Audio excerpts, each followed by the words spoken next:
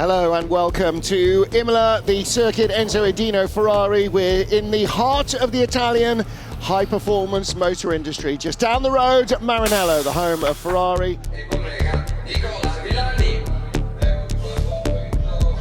Qualifying for each category is split into two elements.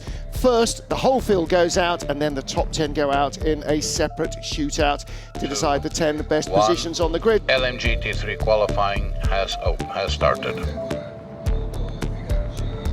In LMGT3, the bronze-graded driver, there must be one at least in each car, has to do the first session. If they then progress into Hyperpole, the top 10, then the silver-graded driver, there must be one of those in each car as well, then gets to jump in. It's a great opportunity for the bronze drivers to qualify against their peers, not against some superstar ex-world champion or whatever, but it does pile the pressure on. There's not much time, 12 minutes. Here comes Al Harty then in that number 46 BMW as he comes up to the line, the fastest middle sector. And smashes the lap time. And he bears out what you said, 1.1 up in the first sector, 3 seconds up in the second sector, 5 seconds quicker by the end of the lap.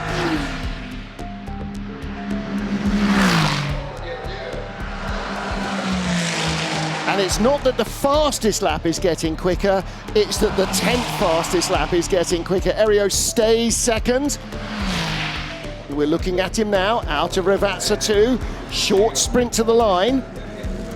Meantime, the 77 Proton Mustang drops out of the top 10 with an improvement from the 54 Ferrari.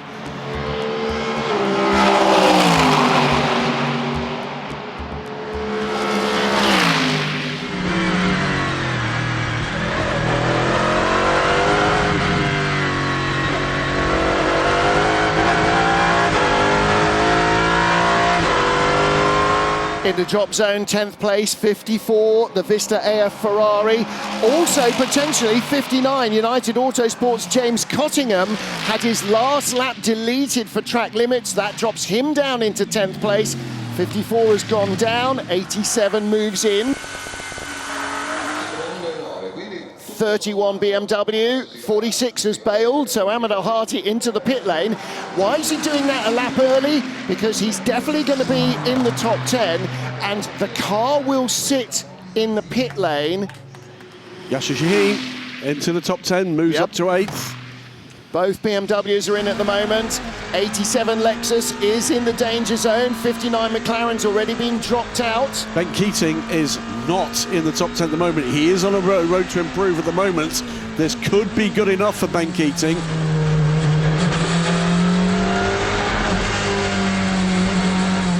'87 is the one in the drop zone. He was a bit wide. He was a little bit wide on the exit of Ravazza 2. He had to back out of it before getting back on throttle. What's it going to be? He's got a 144.4 to beat for the Hyperpole target. Can Keating do it? Oh, 15th. What about Celia Martin? She looked like she was well inside in sector 2 as well. She's coming rushing to the line. You really shave the barriers there. Does she make it in 11th? Not enough yet. Checkered flag will be out in 2 seconds, 1 second, checkered flag, so these laps count. That one is the end of the session for that Lexus. That's the end of the session for that Ferrari. Thomas Floor just makes it in there, into the top 10, but this is risky stuff for him. In the second one, and again losing the rear. The rear is just starting to give up now at this length into the session. This is it, coming up to the line, 144.3 to beat. 15th at the moment, and goes P5. Great lap. He gave it everything there, didn't he? Celia Martin is not improving on her previous best, but it's sector 3 that cost her. She could still make this, and she is going to bail it out. She knows she's off the bubble. Ah, that's what happened. I wondered at the time how on that final lap, how he didn't improve any sectors. So that was early on in that. That was down at the Villeneuve chicane. That is the overall classification from qualifying. They are the 10 cars progressing through to Hyperpole. It's the Team WRT 46 BMW, the 21 Vista AF Corsa Ferrari, then the 2 United Auto Sports car, the 27 Heart of Racing Aston Martin, fabulous qualifying performance from Stefano Gattuso in the 88 Proton competition Ford Mustang, then the Montai First Form Porsche, a Codis ASP second Lexus and TF Sports 81 Corvette. 3, 2, 1. Hyperpole for LMGT3 has started.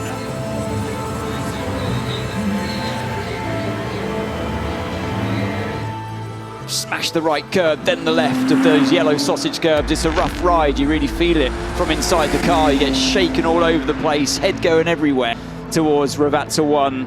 And tricky braking zone, use the curb on the right hand side. He's got the car in all the right places here as Valentino Rossi, and that's a lap of this brilliant racetrack.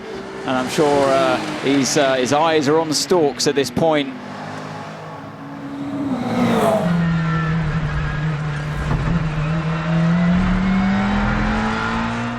So here we go then.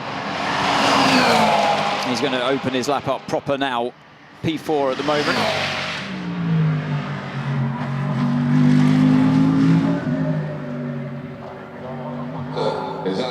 So he's 2 1,000ths behind, just in the middle sector by that point in the lap versus Rossi's fastest. Now we know Rossi put together a stonking final sector.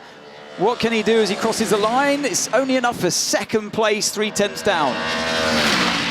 Wow. So that's his fastest lap gone, but what can Schmidt do now as he comes round that final kick to the right-hand side? He's well up by the middle point of the lap. What's it going to be as he crosses the line? Goes from P10 to P1 for now. For Rossi at least, because we don't want any yellow flags for his lap, because he's now coming into the final couple of corners. He's only a 10th down on the fastest lap set. That was within the white lines. I didn't see the rest of the lap, of course, but so far so good for Rossi. What's he going to be as he crosses the line? He's P4 at the moment. And he goes fastest. What a final sector. What a big improvement. Take another look at this fantastic slide from Robichon and the out of turn 3. Look at that, right over the curb. The rear was losing grip already, even before he turned it in. That's brilliant car control. Here we go then, Acqua Minerale takes the curb on that first part and the second part, a nice clean exit, but the lap's been deleted already. Yep. Oh my.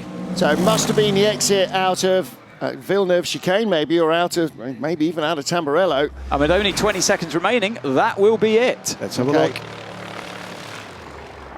That's it. And Sebastian Bode, half a second back. Valentino Rossi only, look at Rossi, how close he is to his current fastest lap. He's only 93 thousandths off. Watch this, watch Rossi, watch Zach Robichon. They're all on competitive laps right now. Bode's going to take the checkered flag, and their starting position does not improve. So it'll be row 5 of the grid currently. Zach Robichon, there's Rossi. Is he going to go any quicker? No, 2800s slower. His current time is the fastest. Zach Robichon is currently 3rd.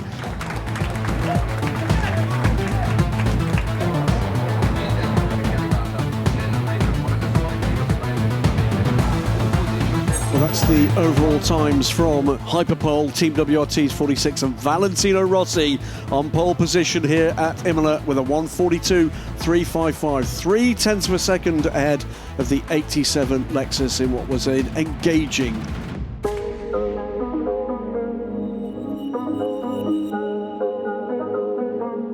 Three, 2, 1. Pit exit is now open for qualifying of Hypercar in Imola.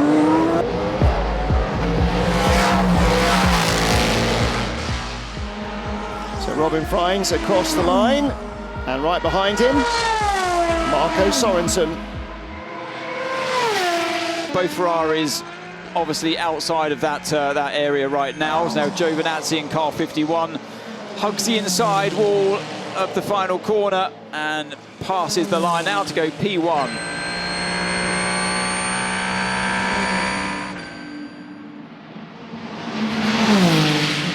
it's Nick de Vries's turn. So car number 8 has done it.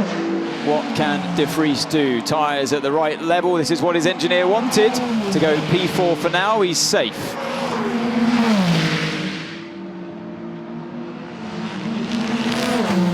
Mistake by Charles Alesi. Yeah, he lost the right. He lost the rear as he just turned into the right there of the Villeneuve chicane. And it looked like a pretty decent lap up to that point. Meanwhile, who's down in 18th? The number 50 Ferrari had his lap deleted. So too has the 93 Peugeot of Jean-Eric Vergne, but Antonio Fuoco has gone to the back of the field. And he's got this lap deleted as well, so there's trouble here for Fuoco potentially. He's got to deliver right at the death of this session to get the car into Hyperpole.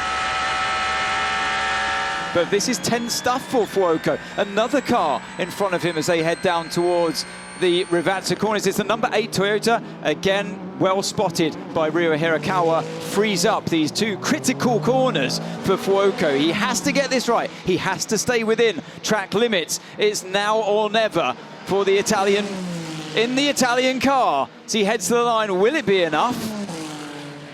It is just enough. He goes P3.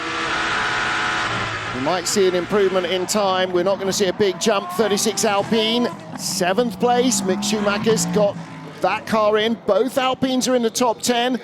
Number 12 caddy, Alex Lynn, in the drop zone. 1 minute 30.8, the Hyperpole target for Harry Tincknell crosses the line. P15 does not make it. That was a change with Mick Schumacher making his way into the top 10 and dropping the 11 Peugeot out. So Charles Alesi in the 35 car with the checkered flag out is now 10th and on the bubble. Jean-Eric Vergne, you can see the bottom left of your screen, doesn't make it through. So close, only P11. On board with Bourdais, there he is coming to the line, checkered flags out. Is it enough to go from last into Hyperpole? No. We've just seen a change, and it is drama for the 50 car. It's out of Hyperpole. Oh, no. Lap 6 under investigation, and that puts the number 93 Peugeot into 10th place in this session. And that's it for the day for the 50. You can see the body language there. Oh, you say the day, that might have ruined their day tomorrow as well.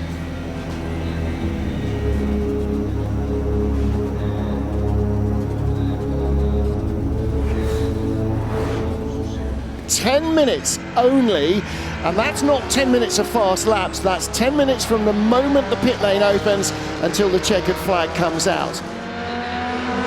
Jean-Eric Vergne weaving across the line in the 93 Peugeot. A lap that a few moments ago he didn't think he'd be driving. So all a bonus from this point on for Jean-Eric Vergne and the car number 93 crew. Riding on board with Hertz Team Jota, Alex Lynn, P4 for now in Hyperpole. As we watch one of the Totas start under the flyer. 6th to 1st for Ryo Hirakawa, and that's a 1:35.6. Still not a competitive lap time.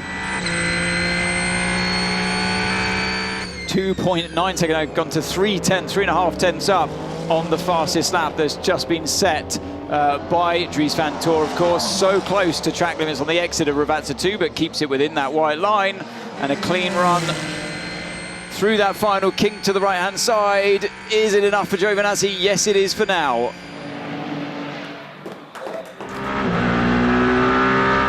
It's going to need some heroic effort from these two here, Hirakawa and Kubica. First up, Hirakawa, 1.1 down, though, lost some time there. And now Kubica. Shaved the pit wall and comes across the line, lap cancelled, and that was in sector 3.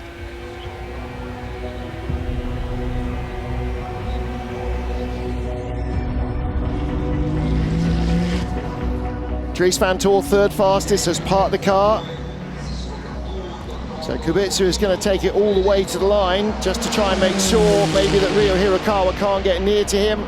Takes the checkered flag and remains 2nd place. Yeah, actually improves his time on that lap. Yeah. Amazing lap. 7 tenths in front of P2.